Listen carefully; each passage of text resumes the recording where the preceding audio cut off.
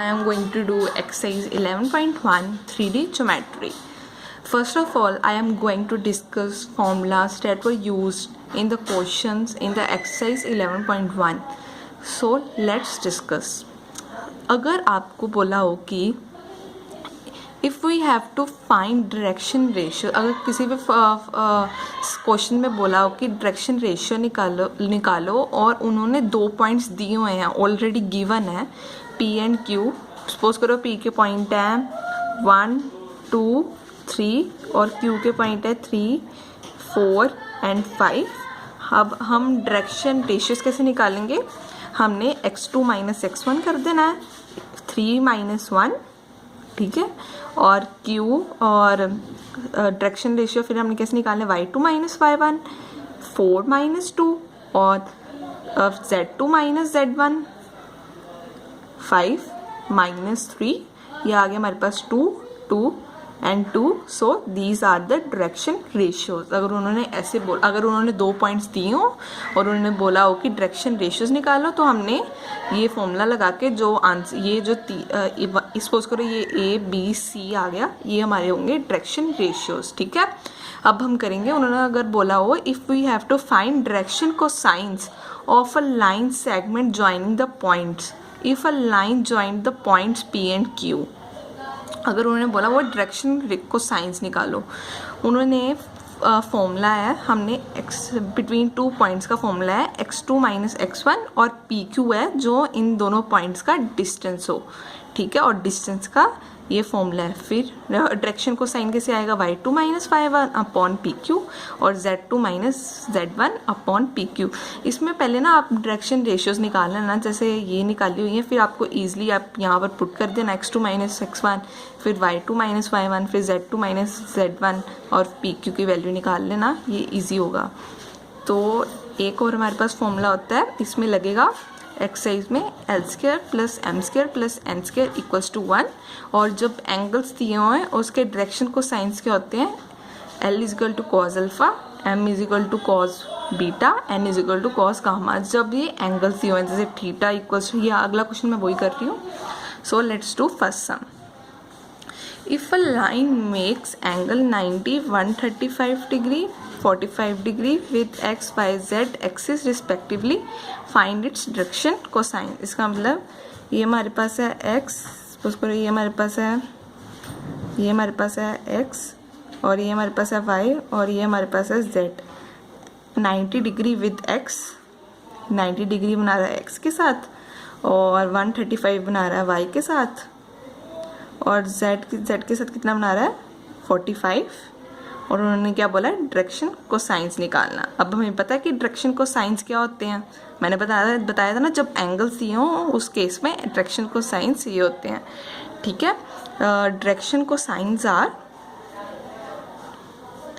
L is equal to cos alpha, B is equal to M is equal to cos beta, N equals to cos gamma. ये हमारे direction को science होते हैं जब हमें angles दिए हुए हैं.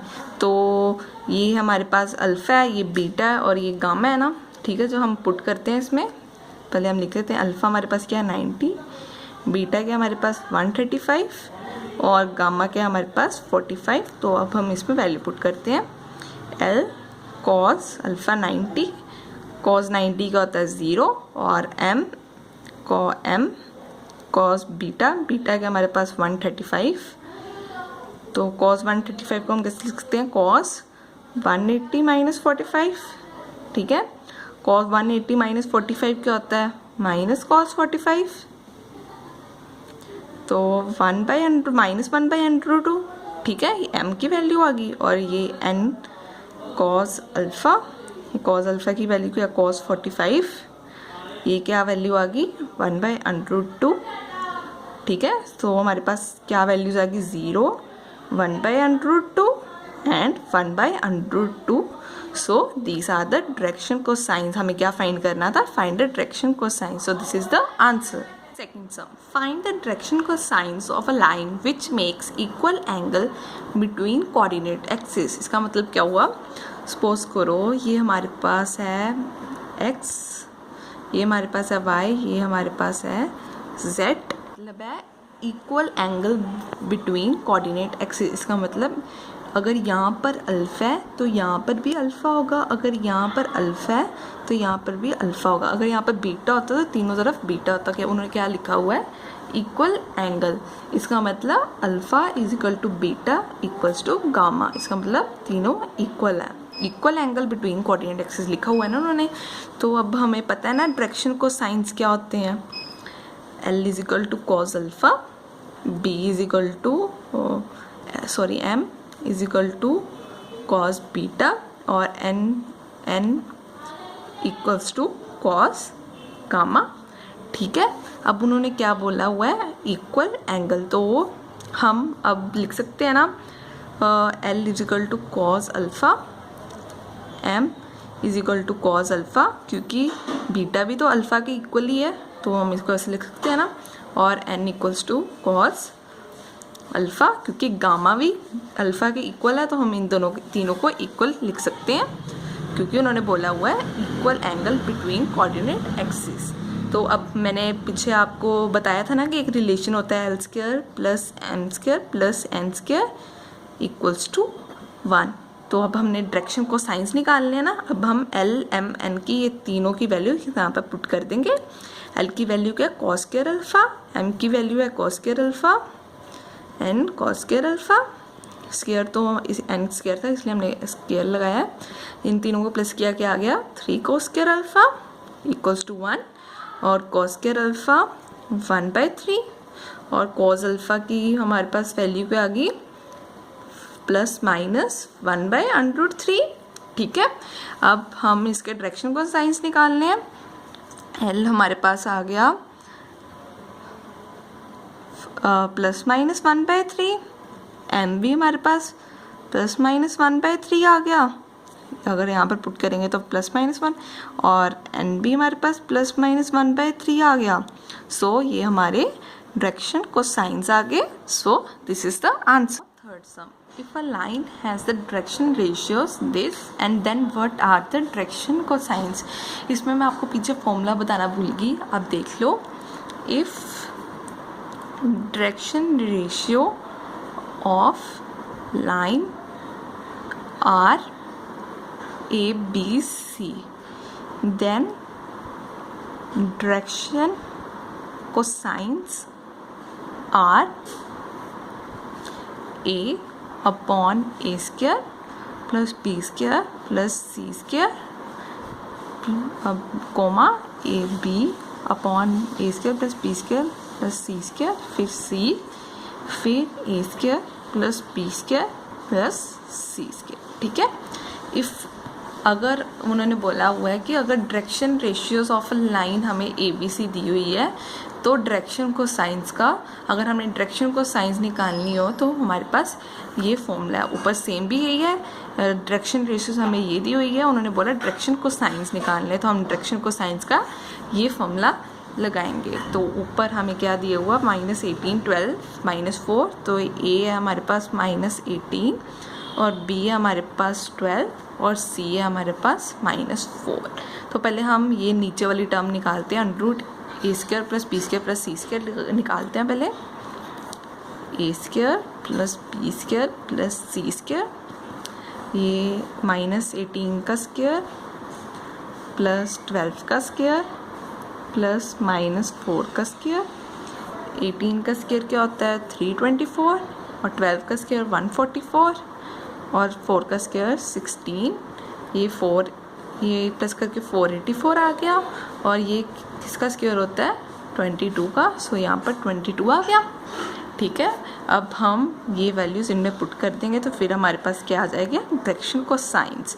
ए हमारे पास क्या -18, ठीक है, और अपॉन ये हमारा क्या निकला था 22, तो हमने यहाँ पर 22 लिख दिया, और बी क्या हमारे पास 12 और ये हमारा 22 निकला था, और सी क्या हमारे पास -4 अपॉन 22, तो हमारे पास ये कटिंग करके -9/11, यहाँ पर 6/11, ये -2/11। So these are the direction cosines.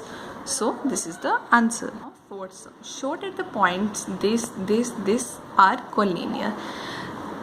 They suppose करो ये A है, ये B है और ये C है, ये A है और ये B है और ये C है.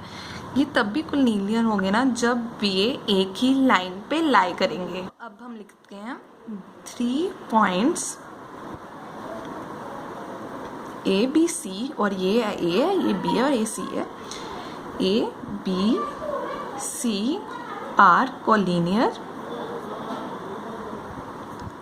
if direction ratio of AB and BC are proportional. ये हमारी अगर ये तब भी कोलिनियर होंगे जब direction ratios of AB and BC are proportional. तो पहले हम डायरेक्शन रेशियो ऑफ AB निकालते हैं, फिर हम BC निकालेंगे, फिर हमको प्रोपोर्शनल प्रूफ करेंगे. ठीक है. अब हम डायरेक्शन रेशियोज ऑफ AB, ठीक है, A के हमारे पास 2 3 4 और B के हमारे पास -1 -2 एंड -1. और मैंने आपको डायरेक्शन रेशियोज बोला था ना कैसे होती हैं. x2 - x1, y2 - y1 और z2 - z1. अगर माइनस करेंगे तो ये हमारी डायरेक्शन रेशियोज आएंगी. तो हम डायरेक्शन रेशियोज निकालते हैं. डायरेक्शन रेशियो ऑफ AB, ठीक है, तो -1 -2 -2 -3 1 - 4, ठीक है. ये आ गया -3 -5 -3. ये हमारे पास A1 डायरेक्शन रेशियो आ गई. इसे हम A1 मान लेते हैं -3, इसे हम B1 मान लेते हैं -5 और इसे हम C1 मान लेते हैं -3. अब हम BC के डायरेक्शन रेशियोज निकालेंगे. डायरेक्शन रेशियो ऑफ BC हमारे पास B के दिया हुआ है -1 -1 -2 एंड 1 और C के दिया हुआ हमें 5 8 एंड 7. ठीक है. अब हम इसके डायरेक्शन रेशियोज निकालें. डायरेक्शन रेशियो ऑफ BC 5 -1 और 8 माइनस भी 2 और ही माइनस आएगा ना. एक माइनस तो हमने वैसे लगाना था, एक -2 के साथ है. और 7 -1. ये डायरेक्शन रेशियोज आ गए हमारे पास 6 10 एंड 6. इसे हम A2 मान लेते हैं, इसे हम B2 मान लेते हैं और इसे हम C2 मान लेते हैं. अब ये प्रोपोर्शनल ये डायरेक्शन रेशियो ऑफ AB ये कोलिनियर तब भी होंगे जब direction ratio of AB and BC are proportional. इसका मतलब पहले हम A2/A1 निकालेंगे, फिर B2/B1, फिर C2/C1. अगर ये तीनों इक्वल आ गए तो फिर हम इसे कहेंगे कोलिनियर है. पहले हम A2/A1 6/-3, ये आ गया हमारे पास -2. B2/B1 B2 गया था हमारे पास 10/-5, ये भी आ गया -2. फिर C2/C1 6/-3, ये आ गया -2. सिंस यहाँ पर करती हूँ, since A2/A1 B2/B1 C2/C1 equals to -2. ठीक है. Hence therefore A B C are collinear. I hope आपको समझ लग गया होगा. अगर आपको समझ लग गया होगा तो मुझे प्लीज़ कमेंट बॉक्स में बताना इस सम के बारे. Now fifth sum. Find the direction cosines of the sides of the triangle whose vertices are this and this. तो मैंने आपको स्टार्टिंग में भी ये फॉर्मूला से बताया था कि direction cosines of the line joining 2 points direction cosines of the line joining 2 points निकालना होता है. हमारे पास ये फॉर्मूला है. तो अब हम देखते हैं ये फॉर्मूला हम कैसे यूज़ करते हैं. ये सपोज करो ये हमारे पास है ट्रायंगल ABC. ये हमारे पास 3 5 -4 और B है -1 -2 और सी है -5 एंड -2। पहले हम डायरेक्शन को साइंस निकालेंगे ए बी के, फिर बी सी के, फिर ए सी के। ठीक है, अब हम निकालते हैं। हम पहले ए हमारे पास है 3 5 -4 और बी है हमारे पास -1 1 एंड 2। हमें डायरेक्शन को साइंस निकालने हैं और हमारे पास ये फॉर्मूला है। पहले हम जब भी डायरेक्शन को साइंस निकालने हैं ना, पहले हम डायरेक्शन रेशियोज निकालते हैं, फिर हम डायरेक्टली इसमें वैल्यूज पुट कर सकते हैं। पहले हम डायरेक्शन रेशियोज निकालते हैं। -1 -3 1 -5 2 ये प्लस में आ जाएगा और ये हमारे पास डायरेक्शन रेशियोज के आगे -4 एंड 6। ठीक है, अब हम डायरेक्शन रेशियोज निकाल लें। ये हमारा x2 - x1 है, ये y2 - y1 और ये z2 अब हम डायरेक्शन को साइंस निकाल सकते हैं ना। पहले हम PQ निकाल लेते हैं। ठीक है PQ, ये तो AB आएगा ना, सॉरी। तो x2 - x1 तो हमने ये निकाला -4 का स्क्वायर, और y2 - y1 का निकाला -4 प्लस -4 का स्क्वायर, और z2 - z1 का निकाला +6 का स्क्वायर। ये आ गया 16 + 6, ये तो हमारे पास आ गया 36 है, सॉरी। ये तो हमारे पास आ गया 68 और √68 को हम कैसे लिखते हैं 2√7। ठीक है, अब हम डायरेक्शन को साइंस हमने निकालना है, अब वैल्यू पुट कर देंगे। x2 - x1 के हमने निकाला था -4 अपॉन 2√7। ठीक है, और y2 - y1 का निकाला था -4 अपॉन 2√7 और z2 - z1 का निकाला था 6 अपॉन 2√7। तो डायरेक्शन को साइंस हमने निकाल लिया ये ए बी के। हम पहले इसको सिंप्लीफाई करते हैं, कटिंग हो रही है ना यहाँ पे। -2 अपॉन √17 -2 अपॉन √17 3 अपॉन √17। अब हम डायरेक्शन पहले हम बी सी के डायरेक्शन रेशियोज निकालते हैं, ऐसे ही सेम।